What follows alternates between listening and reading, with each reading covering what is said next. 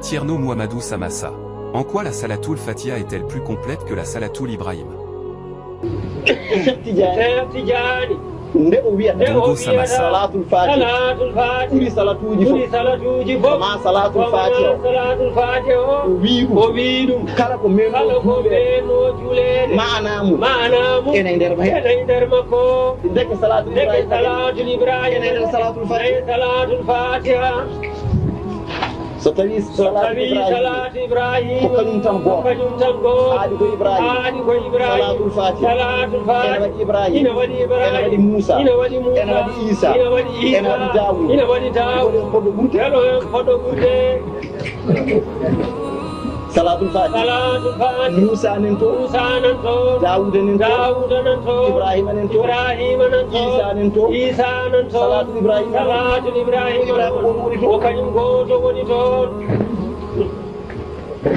te an Tidiane wi kala salat mana goɗɗo tono e salatul Fatiha salatul Fatiha ene faɓi ko ala to ɗiyato Dongo Samassa. wana yi salatu Allahumma salli ala sayyidina Muhammadin warham Muhammadan wa barik ala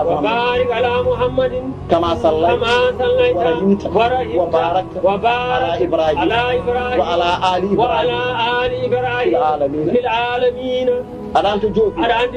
innaka hamidum majid wana ko ɗo joofi aɗo joofiri ay ɗum ɗo fof gasi allahumma salli ala sayyidina muhammadin al-fatih lima ughliqa wa ala ali haqqa qadrihi wa miqdaril azim gasiɗo aɗa andi ɗo joofi innaka hamidum majid aɗa andi ɗo joofi haqqa qadrihi wa miqdaril azim hol haqqa qadrihi fodde nelaɗo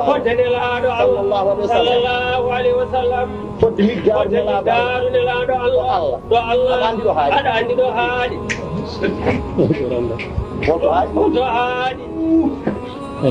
salatu mo ganduɗa so jaɓa wonoyta ko fodde nelaɗo Allah salatu holko fotata